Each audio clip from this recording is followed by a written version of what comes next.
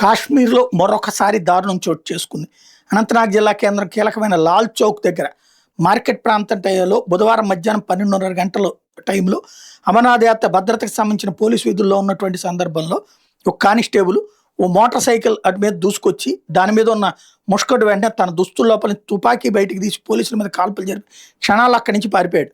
ఏం జరిగిందో అర్థమయ్యేలోపు అక్కడ ఉన్న హెడ్ కానిస్టేబుల్ అషీక్ హుస్సేన్ కురేషి శరీరంలోకి తోటాలు దూసుకెళ్లడంతో తీవ్ర గాయాలతో నేలకొరిగాడు. తక్షణం ఆసుపత్రికి తరలిస్తే అప్పటికే ప్రాణాలు కోల్పోయాడని డాక్టర్లు ధృవీకరించారు.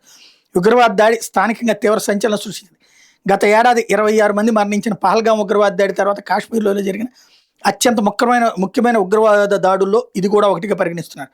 ఏడాది జమ్మూ కాశ్మీర్లో పోలీసులు లక్ష్యంగా చేసుకుని దాడికి దిగడం ఇదే మొదటిసారి. ఈ దృశ్యాలు సీసీటీవీలో రికార్డ్ అయ్యాయి. ఇక్కడ వీళ్ళు ఎందుకు అంటే పోలీసులు ఇదివరకు తీవ్రవాదులకి అండగా ఉండేవాళ్ళు. ఇప్పుడు ఆర్టికల్ 370 రద్దు తర్వాత పోలీసులు ఎదురు తిరుగుతున్నారు, వీళ్ళని పట్టుకుంటున్నారు. కాబట్టి పోలీసులు భయపెట్టే ప్రయత్నం ఇది.